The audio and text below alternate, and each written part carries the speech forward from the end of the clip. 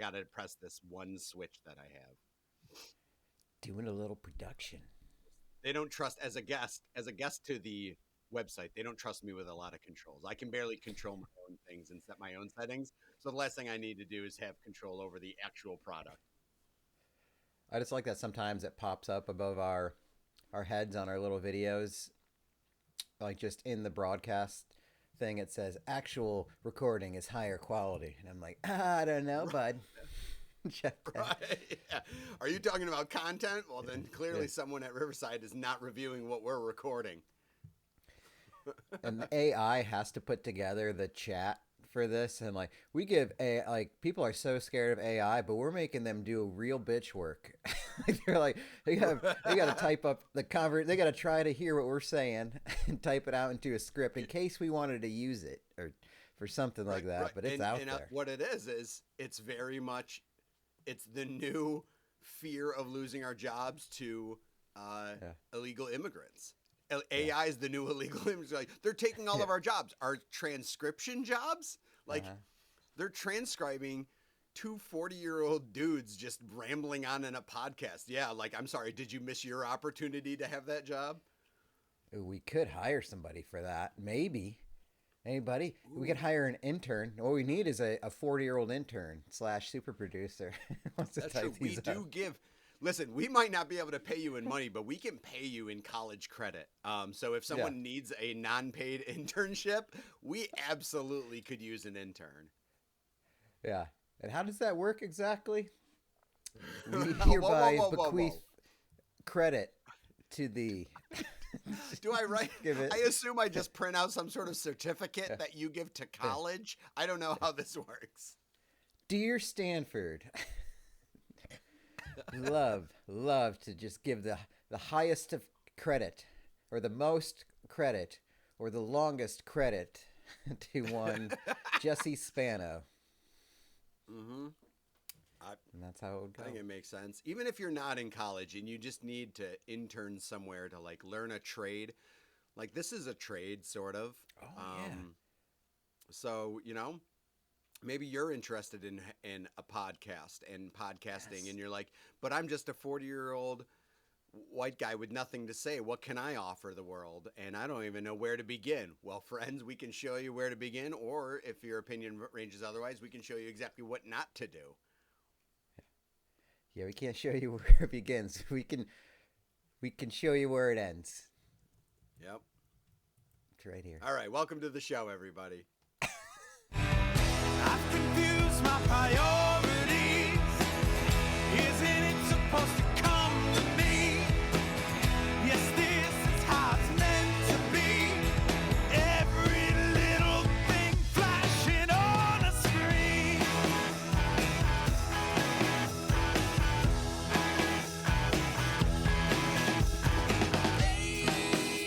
Age of convenience. My daddy worked hard for this. Nobody ever thinks about like giving credit to trade schools. We could do that. It could be our wheelhouse. Like, forget all you liberal arts, state school, all that traditional Mm-hmm. education. We give our credits to trade school. So you come transcribe for us. There's one less electrical class you got to take. Don't even worry about it. We'll give you the credit. Don't even think about it. HVAC, don't skip the heating. Just do the AC. We got you the credit. It's Yep. perfect. I, Right in I our don't see a wheelhouse. single hole. I don't see a single hole in this idea. This is a Yeah. foolproof idea, and I know foolproof ideas. I Did you don't. ever do I'm an internship? no, no. I never did any internships. The summer of 2006, I tried getting some internships because I'm like, all right, I don't want to go back to McQuay for like the fifth summer in a row because I'm still in college, even though I should be looking for. Last summer, I should have been looking for a career, but in 2006, I was still looking for college internships because I was still had more college to college. Um, and I messaged a couple places of like that I found through Oswego, and it I mean, it was like stuff that would have required me to drive to Syracuse, either from Oswego or Auburn, to not get paid for like nonprofits. And I don't even remember what the jobs were, but I remember I was majoring in marketing. So like marketing for a nonprofit for free, just like I got like 2 responses, and like after I like found out that, I'm like, I can't do this. I'm like, I can't afford to do this internship. It's not even the fact that I'm not making money. It's I have to spend so much money to do the internship. I'm like, you know what? I'll just take my chances with not doing an internship, because it always felt like internships were crucial for you to build street cred and resume stuff before you graduate. I don't think that's true. I think that's a concocted idea by big nonprofit and big corporations. They're just like, no, what we'll do is we'll tell them to work for free first, because it'll help them get a paying job later, but it won't. It won't help them get that paying job. But for one summer, we can convince college kids left and right just to work for free. I did do an internship with a nonprofit, just as you said. And fucking A. It was weird because I think, especially our particular age group, we're the greatly deceived of the employed of all time. Get those college degrees, go do internships, don't get paid, and then once you're ready for a job, we won't have one for you. Not one that you want anyway, or that applies to your degree or anything like that. So good luck. But in DC, actually, so between my junior year and senior year, I went to DC for the first time. And that's because of a girl I was dating who I met in Russia on the program. She lived in Alexandria, Virginia, and she had worked for this organization. So the Institute of International Education, IIE. And they did like Fulbright scholarships and stuff like that. I went and worked with a program, and it was cool because there's definitely like, it's relevant to do it in terms of like knowing how an office environment works. Like, it is silly, but you do need to learn how a copier works or how offices are organized or things like that. I mean, you can learn it in a paid job as well. So I'm not going to say like... That's the thing. You can learn it in a paid job as well. So it is very exploitative for sure. But I would say I was glad I did it. I don't remember how I paid for it or how my parents paid for it. But because DC was expensive. That's tied into the story I told several weeks ago about the guy I lived with in his basement in Virginia. This was during the same time? That was all that. Yes, yeah. Oh, what a time to be alive. Just reacted to angrily for not a solid reason, but a reason I thought was solid enough. But Matt, Matt, I mean, in your defense, you were so stressed out about your non-paying internship that you couldn't you couldn't deal with being hassled by this guy trying to give you free meals. Like, you know what? This guy doesn't understand anything about you. I was so pressured.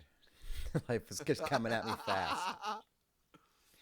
But I don't even remember what it was. It was like, it's definitely a lot of bitch work in terms of like, administrative work. So it is a lot of copies, a lot of like data, a lot of, here, we need this formatted this way kind of deal.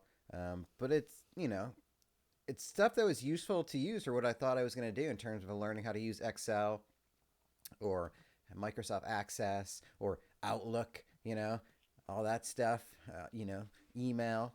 And so the next year, after I graduated college, that's when I emailed my, who was the assistant director then, Dr. Judy Babbitts.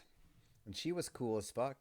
And I was like, hey, can I get a recommendation? I'm going to start applying for jobs now.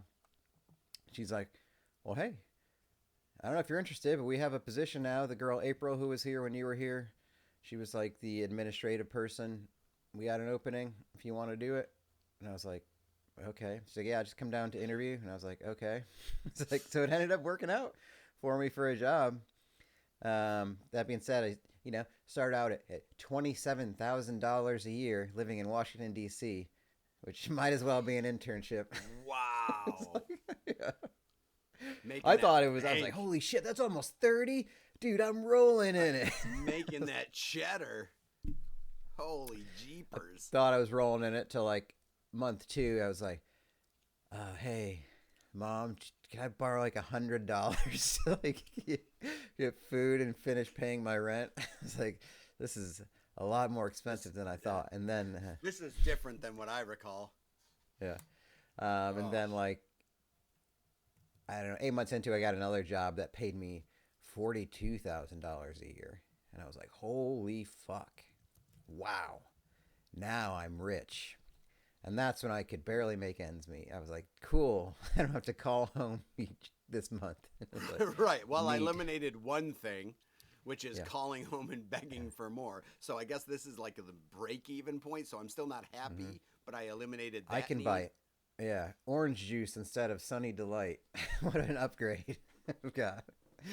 No more orange juice soda for me. We've reached the pinnacle. I'm going to buy Guitar Hero 3. That's what I'm going to do. See, and that was the best but yeah. part because you're still like the age and mentality of even though you could be financially independent, you're still going like, good, I don't have to ask my mom for money anymore. So what am I going to do with this money? I'm going to buy a video game. And you're like, Yeah. like technically you should have still was not like- been like, okay, I don't have enough dispensable income to buy things like video games, but I'm gonna. Nope. Yeah. So yeah, technically still enough. It was enough money to truly live a life, but not a life worth living. You know, I got Wow, somebody's got to get what top a- 10 on Cliffs of Dover. So, What- you know, come on. Well, yeah, but the Guitar Hero 3, I mean, that's a whole different thing because Cliffs of Dover is like the most fun. I submit the most fun Guitar Hero song Yeah. in all of Guitar Hero history.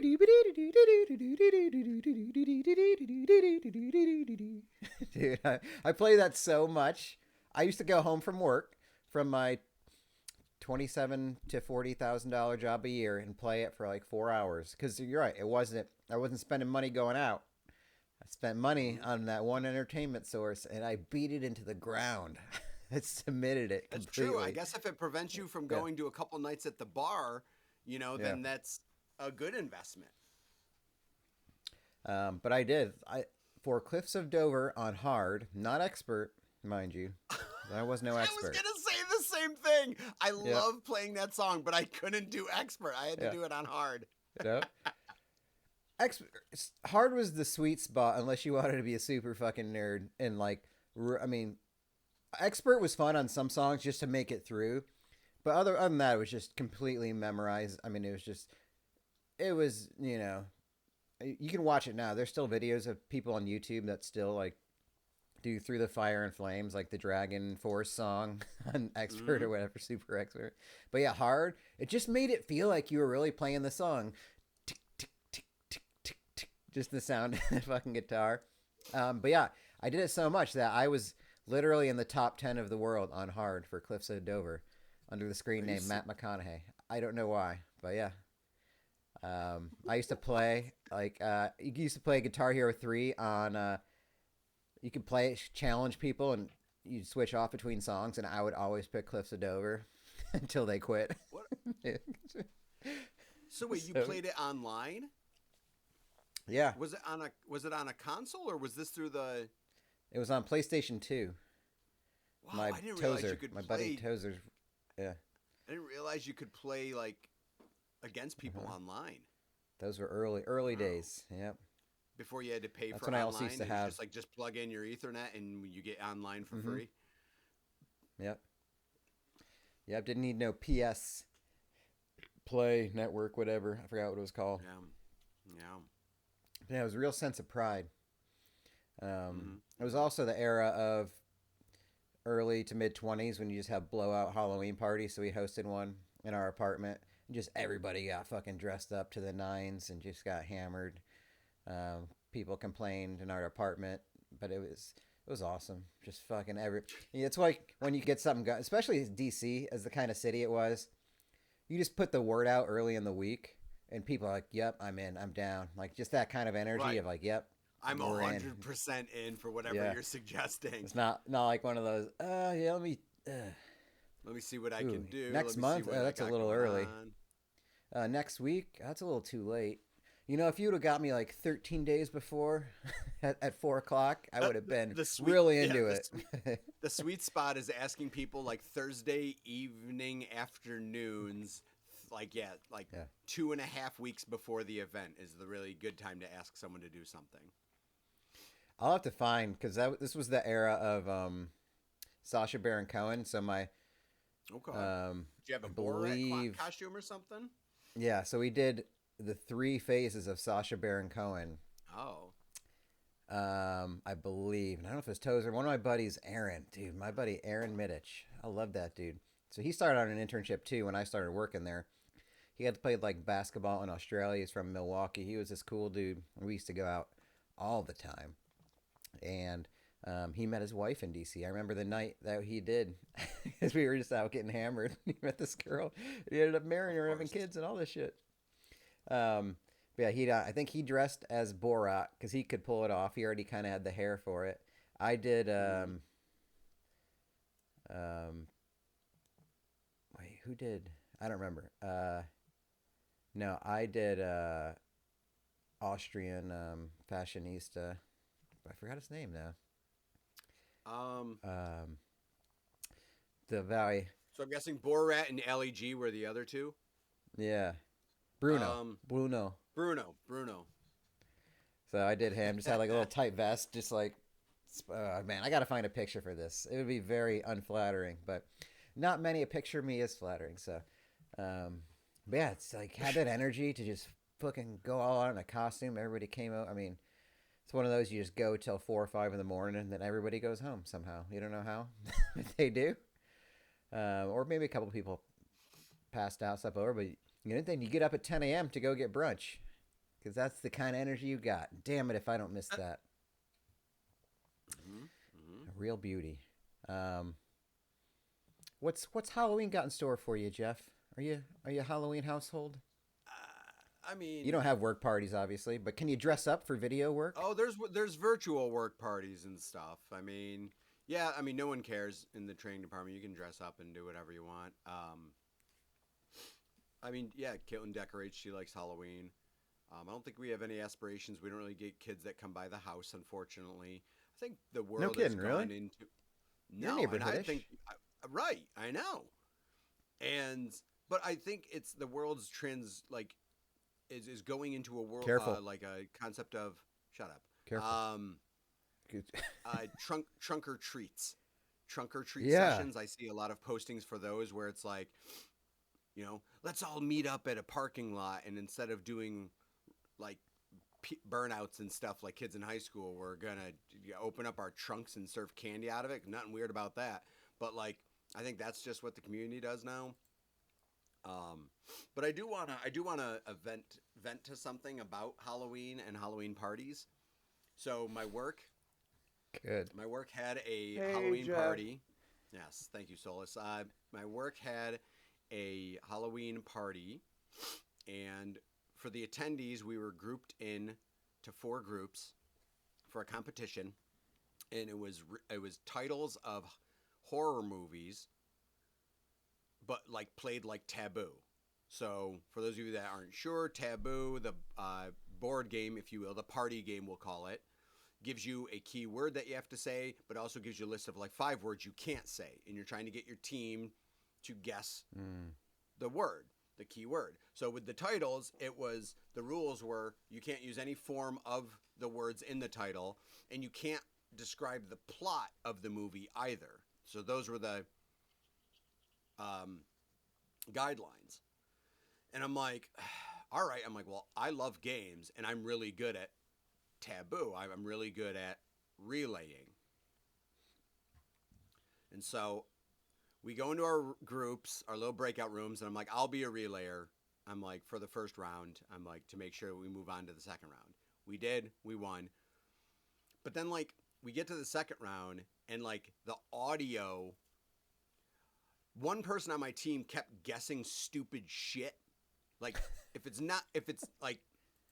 so they kept guessing. The one person was describing, and someone on my team kept guessing stupid stuff.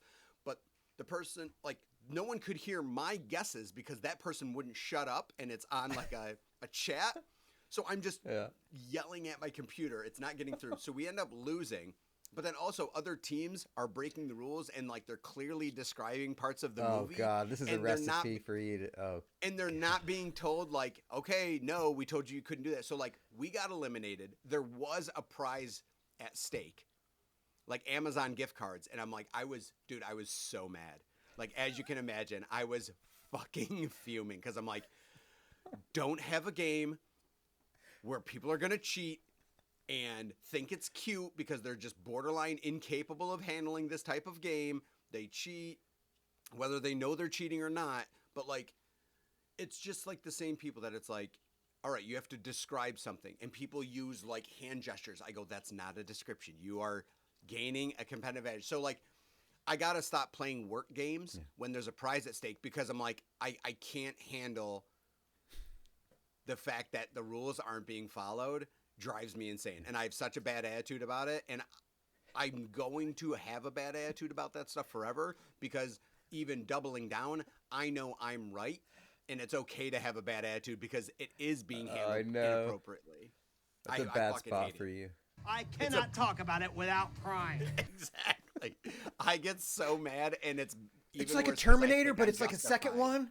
It's like T2, T2. Right, exactly. That's what people would do. I'm like, you've literally relayed everything against the rules. Exactly. It's exactly how it works. And I'm like, I fucking hate this. I just picture a character of you at like a presidential debate.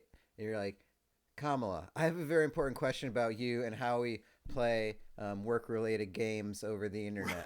This is a major concern for me. Mm-hmm. What are How you? are we going to deal with it? It's not a big deal for, but it, you know, we can't all ignore this. What's happening? What are you gonna do? What are you gonna do to make this more gooder? We can't keep getting away with it. Yeah, it's unhealthy. So I end up, you know, playing a game that should make you have fun, and it literally like ruins my day. We did Halloween at work, which is great because I've been sick. I've been like 65% sick for the last week and a half, which is a great place to be. Still passing. Yeah, and it's just like dry, it's like somewhere between allergies and a cold, and then like super bad headache. It's like no energy, so low to mid grade everything, and it won't go away. And it's just like really frustrating and kind of annoying. And then so yesterday I was like, well, let's go in for a trick or treat. This will improve morale. And it was all right, except for my role was to give out donuts. We had like little trick or treat stations set up around the store. People were dressed up, so it was kind of fun. And let me share this. This was my out. I was very surprised. Usually, a lot of people like this, which I thought was kind of like a pretty basic costume. But I finally did one of those inflatable deals. Little Rocket Man action. And it was fun. It was a great, in theory, kind of costume. But it was my first inflatable deal. I didn't realize there's a fan inside of it the whole time that has to stay on for you to like, and you have to like cinch up every part of where the thing is. So not very comfortable. Didn't plan on wearing it for 4 hours, but I did.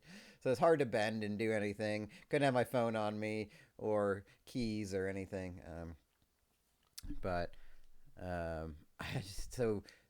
We gave out little donut holes and cider to people, and it was a cute idea until we went through like I turned into like a 2-hour assembly line of just filling donut holes and filling cider. It was like, I can't believe I'm in human resources. This is the hardest part of my job. Should be the people. I'm good at working with people. That's what I do. I'm a people person. Yeah. I don't know where I was going with that. Outside of, I really wanted to show my Halloween costume, and it was worth it to dress up for a little while because a lot of people liked it. And it's so funny to get complimented on something that you pay for. But it's like, that's such a great, you're the winner. That's the great costume. And I'm like, oh, it's $35 on Amazon. Anybody who's spent 4 minutes Because That's correct. like there's like a million inflatable costumes on Amazon now that are all between $30 and $40. So it was like easy pickings. You know, it's like I just picked the one that spoke to me. You can do one that has you on a unicorn, or on a cow, or a goose. You know, there's a lot of different ones. Getting hugged by an alien, captured, all that stuff. So it's pretty ubiquitous. But people seem to be into it. As someone who I assume has all of the say in now corporate things and how things go down for companies, I have a gripe to file with you, or some. Yes, I have a complaint that needs to go to where it needs to go, so I'm going to my HR person, because Matt is now the official HR person of this podcast as well. So I'm going to file a grievance. Okay. I need companies to understand something, and that is that when there is a event that the company's putting on that involves food and stuff being sent out for the employees, all right, any type of event, the employees, I'm about to blow your fucking tits off. The employees would rather just go up to an empty table and grab their food. They don't give a shit about being served the food by managers. No one cares. No one thinks it's cool. No one goes like, wow, the manager's serving me donuts. How the tides have turned. Because I think that's why corporations do it, is they're like, hey, managers, wouldn't it be wild if we served grilled cheese sandwiches to the employees? What? You're like, stop. No one fucking cares. Stop it. I don't need the director to pour me a soda. Like, wow, that's so crazy. Wow, they're serving me. This is such role reversal. Like, wow, they're really, really going the extra mile for employees. Just put the food out, go away. We'll serve ourselves. It's fine. It'll all go off without a hitch. But can we stop with the managers and stuff like that serving? Can we fucking stop it? No one cares. You know what's funny is we did just do an event with grilled cheese like a couple weeks ago, Fall Festival, and but a month ago I was in the break room making quesadillas all day. So here's why. Some people probably are into it, but you're right. Not as many people care who's making it as much as they just get to eat it. Mm-hmm. But here's why you cannot let people grab food for themselves. That never goes right. I'll tell you. Because people treat free food like they've never eaten in their lives. I remember one time at the Auburn store, we had donut day, and we probably had enough donuts for everybody to get at least one, maybe two. We figure it's really meant to be like, here, have a donut, maybe two. By 1 o'clock, they were almost all gone. People were having like 5 and 6 donuts each because we just left them out. It was like, holy shit. Then don't feed people. Then don't do food. Like, that's another thing. Stop with the pizza parties. No one gives a shit. Usually you just get like a cashier or somebody else to man it. That's fine.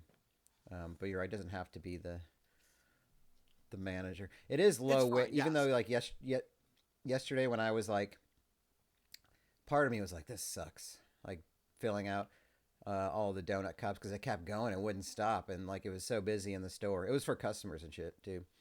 But then for a second I was like, this is pretty easy. No, really. It's pretty easy for hard work. I thought about that. I'm glad. I was very proud of myself in the moment to be like, do I enjoy this? No. But it's probably the easiest hard job in the store right now. I gotta think. I'm not running a register, which kind of sucks. Simple does not constitute easy in my brain, and I think that's a problem of it. I don't like simplicity. Yeah. Simplicity drives me insane because it becomes like I need stimulation. So like that, I disagree with you. I'd rather someone come to me with a legit problem than to pack donuts into a cup. I would literally rather a harder task because simplicity drives me insane. So maybe you do like it and some people do. I can't do it. Like that would drive me nuts. I'd rather use PTO, be forced to use PTO and just go home and use PTO because I just don't want to be here doing this. I definitely didn't like it I'm just saying that, you know, as a man of a certain age who is getting better at handling the things in front of him day by day, I feel like I did it. I feel like I really handled that in a grown up, evolved way. I was able to at least trick my brain into thinking it wasn't so bad. Maybe that's what I'm trying to say. I was like, hey, Yay. you can do this. You know why? Because you have to. Doesn't that sound inspiring, folks? Look how You far know, we've do we come. talk about that? That's one of my What? great motivations in life now. Is the you have to. Like it started in college, and I've adapted it again later in life. But it was like thinking about when you had papers and stuff due. Like let's say it's like today's Sunday, and I haven't started my paper, and it's due tomorrow, which is a familiar territory that I would be in. Mm-hmm. So I'd be getting up. It's 9:30, and my paper would be due at 8 in the morning, and I would think to myself, in 24 hours, you're not going to have to worry about this paper because it's going to be done. You know why? Because it's going to have to be done. It will have already had to be done. I don't know how it's going to get from here to there, but it will. And that's how I would like get myself over that initial hump of being like anxious about it and pissed at myself for not having started it or anything like that. That's how I approach a lot of things in my life now these days is if there's like a challenge at work or something going on, I say, well, by Monday next time, it'll be done because it has to be. It's just like one of those.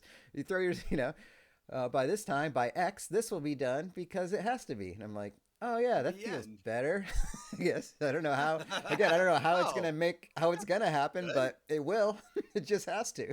It's the way it has like to go. pump fake yourself and like tricked yourself into releasing some endorphins. Yeah, Like the unearned endorphins to get you over the hump. You're like, don't worry, this will all be done soon. And you're like, oh, that is pretty nice. Yeah, I remember that for like my dad's retirement party. Like I don't remember what I was gonna say, and I was like, I wasn't like nervous in a way of like performing or because I was hosting it and all that shit.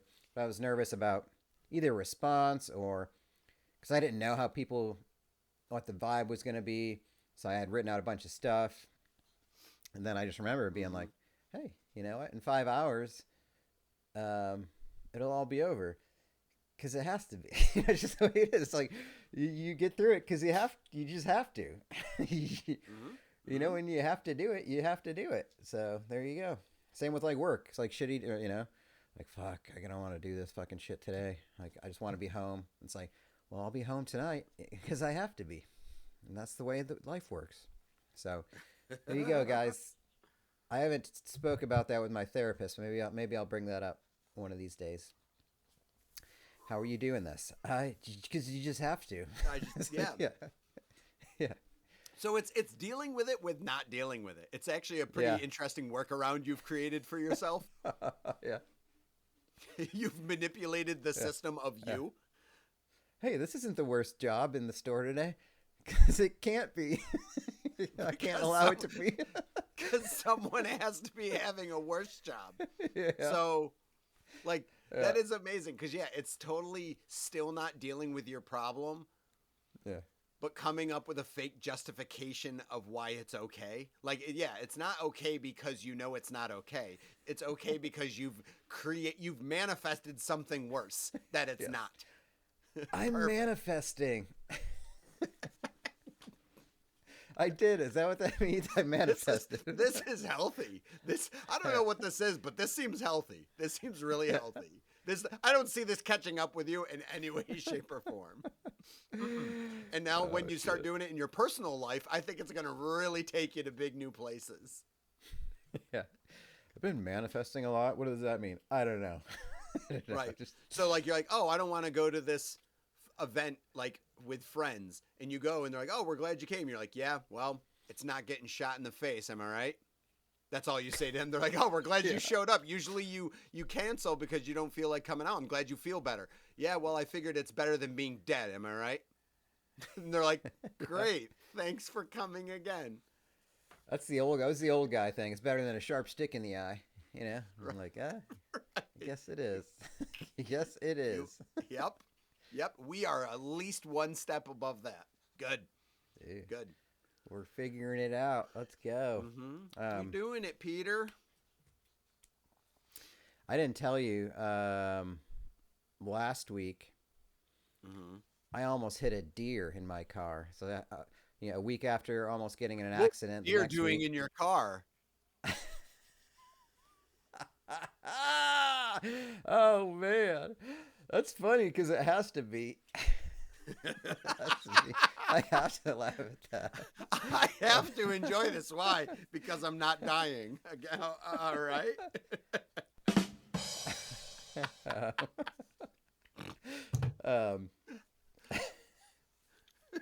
But it's actually in Auburn. It's like in between Grand Ave and Franklin Street on that Seward, that little curvy road. Okay. During the daytime, just fucking driving, not even fast, like 35. It was so fast. I've never come close to hitting a deer ever, really. I just see it out of the corner of my eye. I just see it's a figure, and it's like right by my left tire. And as soon as I looked, he was already like past. So I like slam on the brakes, and I don't know if I nicked it with my front right bumper, but it got across, and it sort of like looked like it wobbled a little bit. So I might have like nicked it, but it kept running, and I was like, okay. And I just kept going, and there was a guy behind me, like far enough, and I could tell he was freaked out. But I was not. It was like second week in a row, and I've come to this realization that, I've been working for this my whole life. Like, I've been in the gym. I've been in the training gym of driving anxiety for the last 10 years of my life. So now when real shit happens, it's nothing to me. I'm a pro. Like, I worked this out so much in my head, everything that could go wrong, that once it does, I'm like, that's cool. Let's keep it for good. Like, it was weird. Same with that almost accident, where it was like, I should be feeling something. It's like, but I don't know. Again, when the real shit happens, I'm like, I'm there. I'm here. It's easy. Just don't. Hey, get that. You know what I'm really terrified of? Nothing. That's real terrifying. You think of nothing and what could happen. That's the worst. But when it really goes down, I'm there. I'm sharp. I'm strong. I'm there for it. I'm well equipped.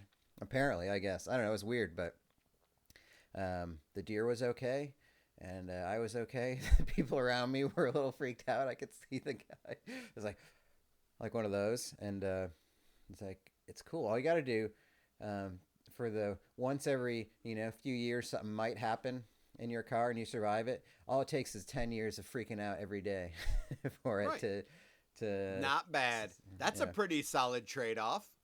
Yeah. So yeah, I was pretty stoked. I don't know. I looked at my car. I was like, that's what everybody keeps telling me now for the winter. It's like every time I tell somebody where I'm driving in from, they're like, "Oh, wait till the winter." I'm like, I know. Yeah, it's like, what are you doing? Thank you. Yeah, I grew up here. It's like, oh, yeah, watch out for that road. Watch out for the deer. I'm like, I know. What am I gonna do? Like, I just can't. I mean, I'm not truly. I've never. It's just talking. My anxieties were never about like getting in a car accident or hitting deer. Obviously, they're just anxiety about anxiety, the healthy way it should be.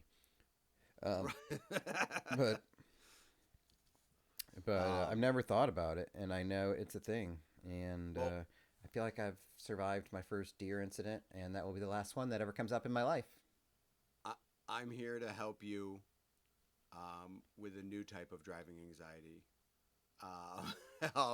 When we were coming back from Delaware a couple weekends ago,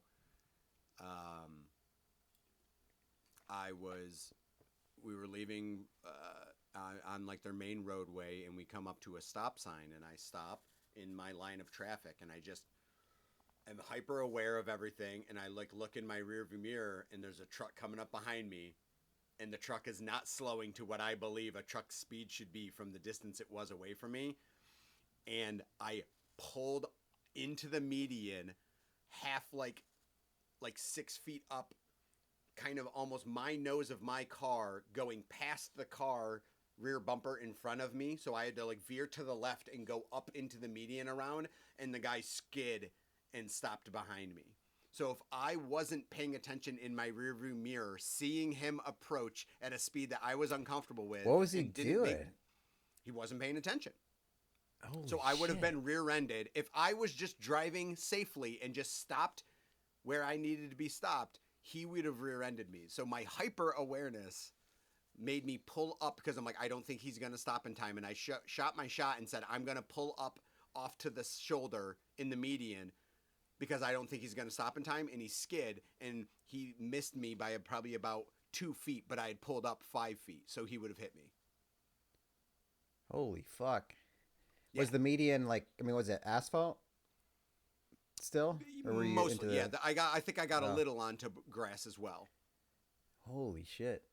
Was there any Yeah, kind man. of like acknowledgement or like eye contact or mirror eye contact? He didn't do the, I would expect someone to do like the wave and like mouth Like, whoa, fuck. wave, I'm sorry, or at least look taken aback. But he did Yeah. nothing like that, and I'm like, really, guy? I'm like, you're really not gonna, not anything. So, I don't know. Damn. Everyone sucks. People suck at driving, but whatever. More positive things. I ran my first organized 5K in a long time yesterday, so that was good. I did the gritty Who 5K. burnt all the other ones sponsored that were by- disorganized? Nice. Sponsored by the Philadelphia Flyers mascot Gritty, the Gritty 5K. Oh, is this the costume one? Yeah. Yep, the one that I did the Did you- Mighty Ducks. I did wear my Ducks costume, my Ducks onesie again. But yeah, I finished with a time that I set a goal for myself, which I thought would maybe an attainable goal, which was to just have a sub 10-minute pace, and I did. I finished the 5K in 29 minutes and like 30 some seconds. So Nice, dude. I was happy with that. It was chilly, but overall it was good. The toughest part was that the final stretch was staring into the sun. And so I'm like, oh, this is brutal. Like, folks, it seems like it shouldn't matter, but running when the sun's in your eyes is awful. It makes the run so much harder if the sun's in your eyes. So, but yeah, I pulled it off. It was fun. So I was happy with that time, and I have the Rocky Run in a couple weekends in downtown Philadelphia, obviously starting and ending at the Rocky statue from the movies by the Art Museum, the Philadelphia Art Ooh. Museum. Do you have to So- actually go up the stairs or no? No, the statue's no longer at the top of the stairs. Oh, They that's moved it right. to the bottom Yeah. of the stairs. Yeah. That would be amazing if you had like a 10,000 person foot race that ended at a stairway. Boy, what could possibly go wrong? A bunch of tired people trying to sprint upstairs? What could possibly go wrong? Dude, they must have been a liability up there. Like, how many people probably. fell doing that Yeah. at just on regular days? Yeah, A lot. so these organized 5Ks, they are good. I do better in them than my normal times, which is kind of cool. Because you realize how much better you can run when you don't have to worry about like traffic and stuff like that, because obviously all the roadways you're on are blocked. And what I do is I like to try to find an arch nemesis, which is someone who Yes. runs kind of the same speed I do, but is gonna like, they're gonna push themselves, which if they start pulling away from me, I'm like, I can't let this person pull away from me. I don't know who they are. At the start of the race, I don't know who it is. But once the pack thins out in that like first half mile, you find someone that basically is running similar to how you run. And you're like, you and me, we're gonna push each other right now. Like, and I always hope that they're a little bit more motivated than me, because that does help me get a better pace. Did you beat them? I didn't find one this time. That's what I was going to Oh. get into. Sorry. I couldn't find a now, there were these guys that were running together, and I think they were upset that my larger frame kept passing them when they would like slow down a bit, because it seems like every time I passed them, they'd pass me, get up further, draw back, and then they'd pass me again. I'm like, I'm pretty sure I'm the motivation that they keep sprinting during these parts, because they're like, why is this big dude running past us because these guys look like they were like 18 and maybe a $1.50 soaking wet tops. Probably more in like the $1.30, $1.20 range. And so I'm like, I'm literally twice the size of these guys running. So I think that was their motivation, is they're like, we cannot let this guy pass us. Like, this is demoralizing. So if no one's going to inspire me, at least I'm inspiring others based on aesthetics alone. I can't believe that guy's out here running. Look at him. Yeah, right? Talk about making you feel good and bad at the same time. When, like, you feel like people are, like, towards the end, too, like, they're specifically clapping for you. I'm like, is this because I look like a guy that shouldn't have survived this? I'm like, thank you, I guess, but I feel like you're also being kind of judgy. Well, considering years ago you could barely walk and now you're finishing 5Ks, that's pretty good. That is true. That's true. You never would have seen yourself finishing 5Ks at one point in your life. Also true. Right. It was funny. This one guy that stood out to me is that there was this guy who had to have been like 5'6", maybe 5'5" even, height-wise. Ew. Gross. But so short. Stop. Compared to me, 6'6'1", he had such long strides. It didn't make sense. I was staring at his running, Like a and I'm like, gazelle? yes. I'm like, how are you running with so few steps and just like cascading past me? I'm like, the glorious unicorn of a 5K runner. I'm like, he looks like he's so effortlessly running, and his strides are bigger than mine, but I'm so much taller than him. Now, that being said, I'm 6'1" with stumpy legs. I am a lot of torso and not a lot of leg, but like, this guy was so effortless with his running, and I'm like, I wish I could do that, because my run looks like I'm struggling. Like, I do not have a good run pace. It's probably because of my size and stuff like that, but like, he looked so effortless, and he wasn't really hyper thin. Like, he's not runner built. Not only was he not long legged, but he wasn't super thin. He just looked so comfortable running. I'm like, you look like you could run another 20 miles with the biggest smile on your face, because you just look like this isn't taking you any effort.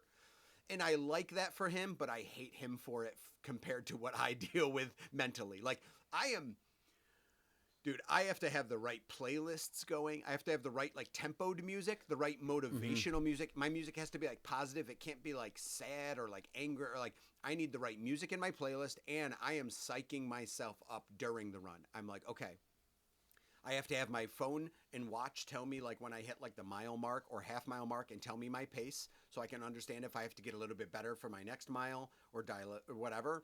So I have to do that. I try to tell myself, I get into a different mindset when there's like a mile left, when there's a half a mile left, when I hit that 3 mile mark, obviously out of a 5K where it's 3.11. If I hit that 3 mile mark, that's when I just start sprinting and just go like, oh my God, literally try to like leave any conscious consideration for how my body feels and expend everything so that I die across the finish line. But there's people that run 5Ks that I'm like, it looks like you're like half asleep because you're doing this so effortlessly. And it's always wild to watch those people run. I can tell when I'm like feel good running, like in a form, because I've never been a practice runner. I've gotten into it in the last year plus, but there's days, especially when I'm like had a couple rest days in between, and I run, and like I feel like it's right, because you can really feel it in your core, like your side too, like your stride is longer or something like that, and you're like, whoa, I'm like actually running. It feels good. This is nice. So I kind of once in a while feel that vibe of like the gazelle thing, even though there's no way I look like a gazelle, because I don't think anything about my body is symmetrical. But you know what, it's for me, it's like I'll realize what it sounds funny, because I'll realize what's not bothering me. It's like, okay, my feet don't hurt, my quads, seriously, my feet don't hurt. Yeah. My thighs don't hurt. So it's not like the running is not hurting my legs. I'm breathing a great pace, and I'm not like tired. So you're like, oh, this is just like, I feel like I'm defaulted right now, which is a great feeling when you're like, nothing's bothering me. You're like, and your brain goes, I could probably do this for another 5 miles because I feel like I'm just on autopilot right now, which is a really nice feeling, because it doesn't happen every run. If it happens less often than it does. So I love when I feel that way. Like, the temperature outside is right, and you're just like, ooh, I'm not overheated, I'm not cold, I'm not sore, and I'm breathing good. So you're like, ooh, I'm just kind of going. I don't feel like I'm doing a lot. That's nice when you can get into that flow. Dude, I'm inspired. I'm going to go do a 42-degree 5K after this. I haven't done I guess, I don't know if I've run out in the cooler cool yet in the 40s, but I'll do it today. I'll get my bottom layer on. I like a little sunny cool. It's gray when it's not gray. It's not wet. And let's do it, you guys. Hey, everybody. By the time you listen to this, I will have run a 5K because I have to. See, that's how it works. All right, we got 10 minutes. All right. I think we should do, let's do one. 1992. Yes, do you have a reverse Family Feud? Let's do another. Let's do one. All Reverse Family right. Feud. Jim You're Feud. a regular Richard Karn. So, as we remember, this is called Jim Family Feud or Reverse Family Feud, however you want to brand it. And it's inspired by seeing Family Feud on at the gym when you don't hear it or you're catching it mid-game and you just see the answers on the board, but you don't know what the question is. So you're trying to figure out what the question is based on what you see on the board. So I will give to Jeff the answers from the bottom up with the number of people that answered it, and he will try to guess the category. I'm ready. All right. Here we go. Sharp. People, 19. Wow, 19. This must have been a late category. Wait. People. Oh, these are in the wrong order. Well, I'll give you people 19, and then I'll give you the right order. Is that the number one answer? No, it's the number 2 answer.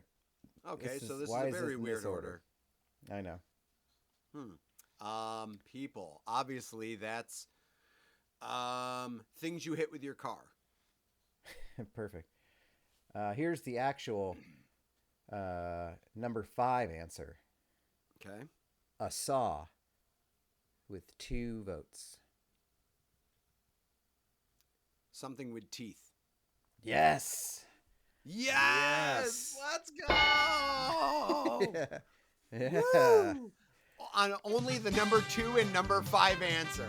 Yeah. All right. We'll do one more. All right, this will be hard, but I'm doing this for the humor of it. A bullet. Number 5 answer, a bullet with 7 votes. Something that goes with butterfly wings. Things that go with butterfly wings. Okay. Sorry. That's good. Good answer. Okay. Good answer. Good answer. Yeah, right, exactly. Oh, sure. Good answer. A tooth. Speaking of, a tooth with 9. A bullet, 7. A tooth, 9. Something you find on the ground after a bar fight. Ooh. Okay, Good answer. okay, Good okay. answer. Mm-hmm. A tumor, 15. Oh, okay.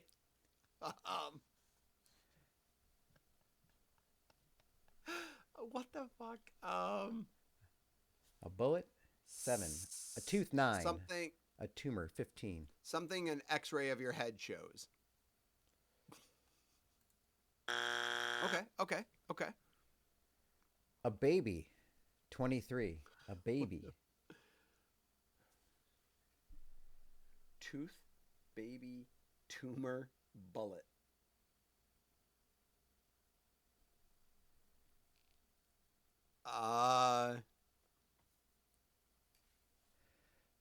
Something.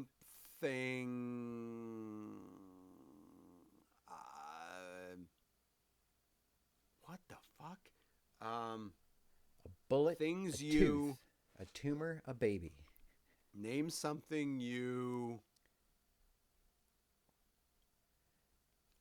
Wow.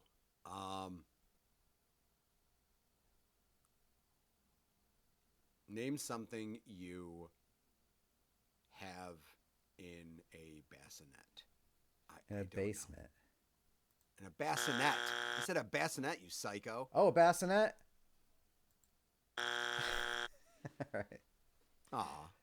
All right. And the number one answer with 32, a gerbil.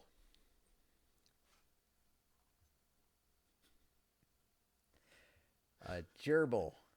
Jesus Christ. A gerbil. People are just shouting at their YouTubes and Spotify's a right now. gerbil, a baby, a bullet, a tooth. What? Gerbil. Things.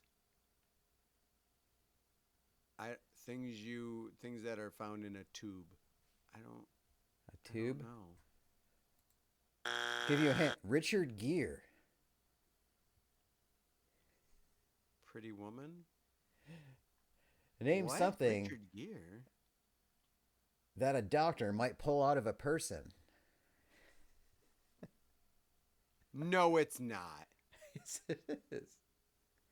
No, that was really on Family Feud. No way. Oh God!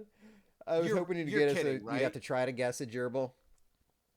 Because isn't that the old wives' tale that Richard Gere had to get a gerbil removed from his asshole? Isn't that like a thing? Well, I said Jesus Christ because I'm thinking of Mr. Slave from South Park, which is exactly yeah. that joke. They put a gerbil, Mr. Lemmywinks, inside of him. What? That was on Family Feud? Oh yeah. According to the internet.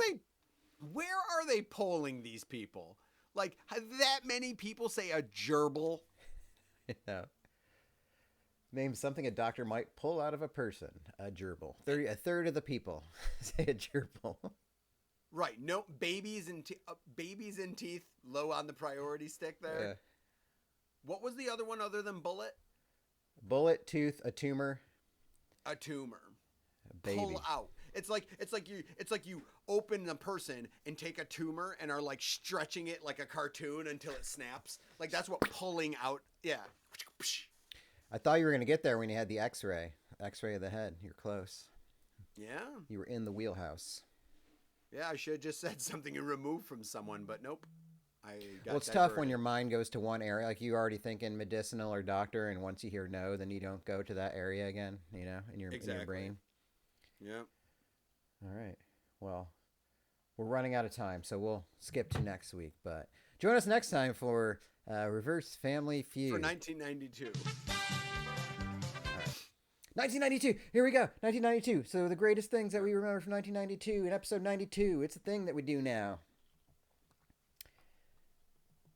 Surprised you had to look with the folks in town. You still put a list together, huh?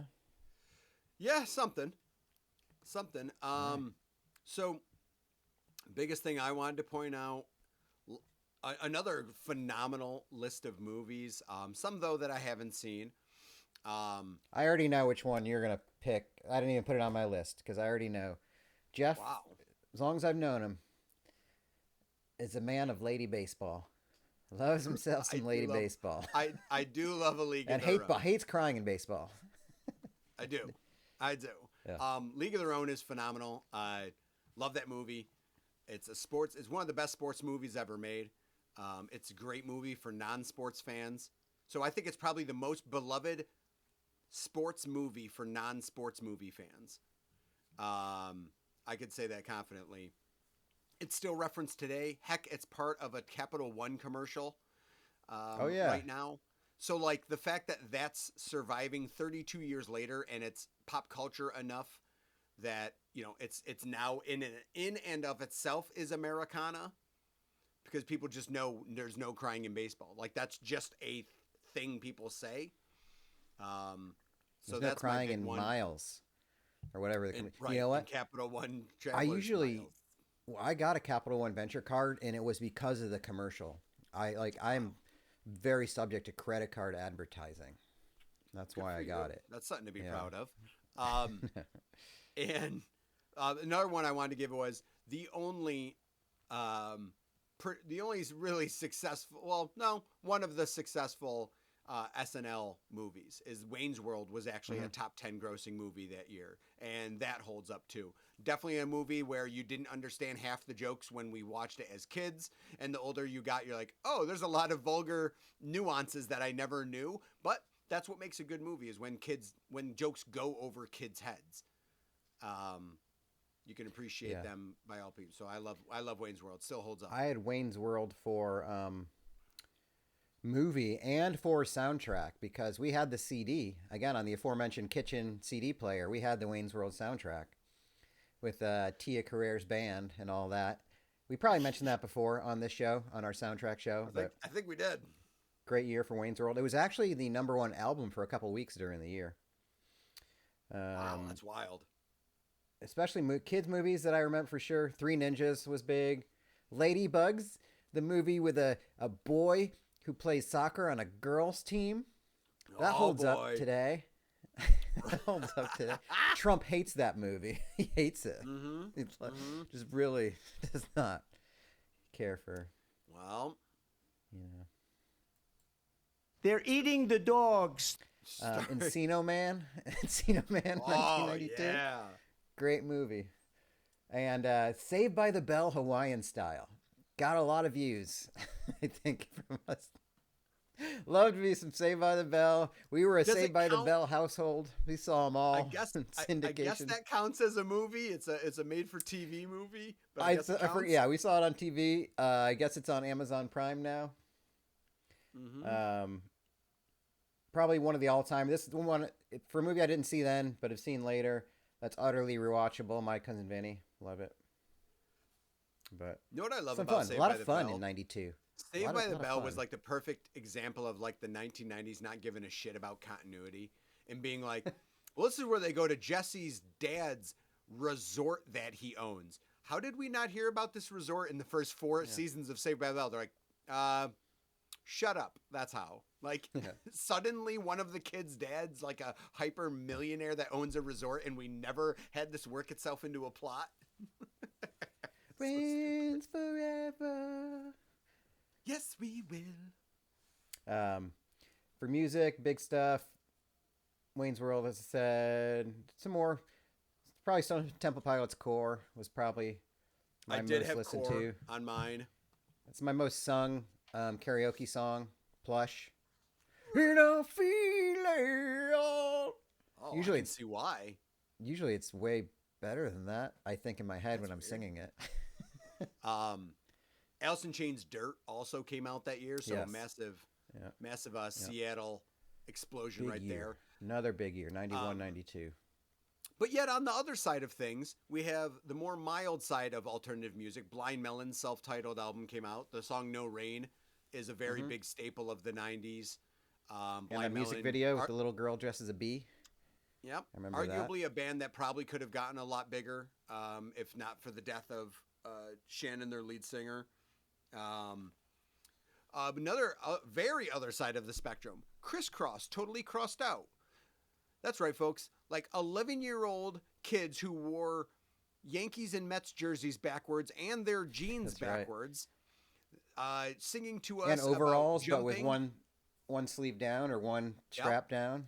One strap down on the overalls, singing about Jump and I Miss the Bus. So things that could really speak to a child in 1992 of being like, yeah, these kids do know what it's like to be kids, and hip hop can speak to me as a child. So that was cool. A lot of bands that I like started their careers in 92. Rancid had their debut album. Lagwagon had their debut album. And a little operation known as No Doubt had their self-titled album come out in 1992, which then, of course, a few years later, I'm sure we'll mention when they blew up on the scene with Tragic Kingdom. But probably two more albums that I have jotted down here. One was massive for me, Weird Al Off the Deep End. A similar album cover to mocking Nirvana's Nevermind album. It's got a good run to being possibly my favorite Weird Al album. And has a very gun happy song just called Trigger Happy, which that is a song that if you listen to it, you're like, my goodness, I wish somehow this would make its way back to radio, because it's like in 2024, it seems so inappropriate, but in 1992, everyone's just like, ha, Weird Al, you silly goose. Dude, so I'm going to cut you off there. Yeah. This is a thought. I got to look at the day. I don't know if you would want to do this. Okay. But I saw the Red Rocks concert listing for next year. Weird Al is going to be playing there. At Red I've Rocks never been to in Red Denver? Rocks. Yeah. I've never seen a show outside at Red of Rocks. it. I've been there, but not for a concert. Yeah. But Weird I just, Al I at had thought Red about it. Rocks. I was like, if we were going to go, meet up somewhere for a thing, seems like it'd be pretty cool to go to Red Rocks to see Weird Al. Wait, when is it? Let's put Do it. you know what? Put a pin in do you have that. the I don't date? know. We'll have Do you have to. a date? We'll think about it, Okay. but we'll just right. I like that. I like for where next your head's at summer, with that. possible thing to do. So That'd be pretty cool. I will the other always album love I you. had- That was 92. Oh, Just- oh just- yeah. just Was for a that, Was banger. that popular? Was that For a banger Did that for get, The Did that Bodyguard. get play? Did that get radio play? The album Yeah, that's yeah. substantially larger than the movie itself. Yeah. Eric Clapton Unplugged, I think, was a big Oh yeah. one, because I think that, like, it was obviously a revitalization for Eric Clapton for like our generation, because Layla Unplugged was played on radios all the time, and I think it was like a big it kind of fanned the fire for MTV to have an outlet to start doing People Unplugged, which eventually led to like Nirvana Unplugged, Alice in Chains Unplugged, two like bands that you're like, oh wow, it's like a whole different experience when someone does a version of their song unplugged. So I think that was cool, because it kind of really stuck out, because it was embracing like acoustic versions of rock and roll songs. So I think that started kind of with Clapton Unplugged. Yeah. The other I would say in 92, big thing in the hockey world, the Mighty Ducks had come out, and then the Anaheim Mighty Ducks, it was the most shocking thing of a lifetime. It was like, they're going to have a real team Right. around District 5, Mighty Ducks. Based They're- on the movie, because Disney owned the expansion team, right? Yes. And they were called the Mighty Ducks of Anaheim. Just that was their official team. And now the Anaheim Ducks, but they were called the Mighty Ducks of Anaheim. So, and they have since won a Stanley Cup. The Anaheim That Ducks have team won a Stanley Cup. won a Stanley Yeah. Cup. Meanwhile, the Toronto Maple Leafs, 57 years of no cups since then. Their last one. But the And Mighty we won't Ducks talk have about one. the Sabres. Yeah. Shut up. Hey, the Sabres are currently tied with the Bruins as of the recording of this. 4-4-1. Yeah, Both Bees teams are big 4-4-1. overtime win against Toronto last night. And some big for my life. Okay. The MTV introduced The Real World in 92. And it's still a big part of my life. Like, I got really into, maybe not that first year, but maybe a couple years later, into some of those seasons, and got really addicted to watching those. I think even my dad started watching some, like the Seattle one with the slap, Heard Around the World. That turned into The Challenge, Road Rules, and all that shit. And The Challenge is still on to this day. And we still watch it. Still watch it to this day. It's season 40 of The Challenge right now. Currently ongoing, and I'm caught up. Season 40 of the challenge. Yep. So it's probably my favorite reality TV series of all time. And I don't know, it's not like it's great per se, but I think they always like figure it out. Like, especially with The Challenge, the way to do the games, or to like do the eliminations, or how to do the voting. So they found a way to like build on the characters, to bring some back, to bring in some new blood. Now they've been recruiting from like Big Brother and Survivor, so they like have a feeder system. So they bring in some of these new folks. So really a great joy to my life. So thank you, MTV. What a blessing. What a blessing. Anything else from that year that sticks out? Street Fighter, as in terms of games. Street Fighter 2, I should say.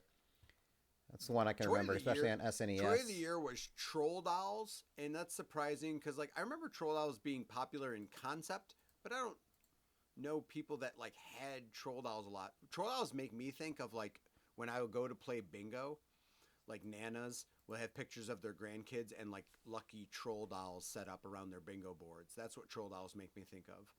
Or you just put them on your pencil, you know. Oh little yeah, troll. where yeah, Put a little race it right pencil up their butt. Yep. Yeah.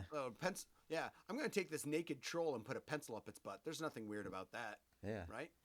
That's fun for Wow. everyone. That was the era of trolls, huh? Mm-hmm. Well, cool. We've done it all. Wow, got it all in. I guess. Yeah, Sort of. big year 92. Clinton was elected. And you know what that means. Um, So, yeah. no, it was Cool saxophone player. yeah, Arsenio Hall. Speaking of internships, Right, Arsenio Hall. Zing. Wait, what? Zing, Right. full circle, came full circle, full circle, right on the dress. Lots of Alright. circles, lots of circles. Okay. You're really not going to Well- do the you're really not going to do the sound drop when you're talking about Monica Lewinsky. You're not going to do the sound drop that you Well- have used so many other times in this show. What, jizz? Cum shot? I mean, it's too late now. You just said it. Like you should have here's the thing. responded with the sound drop. I've already got the end theme song set up and timed and ready to go, so now I have to do it all over again, Yeah. and all I right. don't have time for that. Let's see how you know. timed it is. Go ahead. We're already at Go an ahead, hour just and turn it on. 11. Yep. Turn it And on. the thing is, this show will be over at some point. Just 'Cause it has to turn be. on the outro music. I don't want to do Texas this. would be more than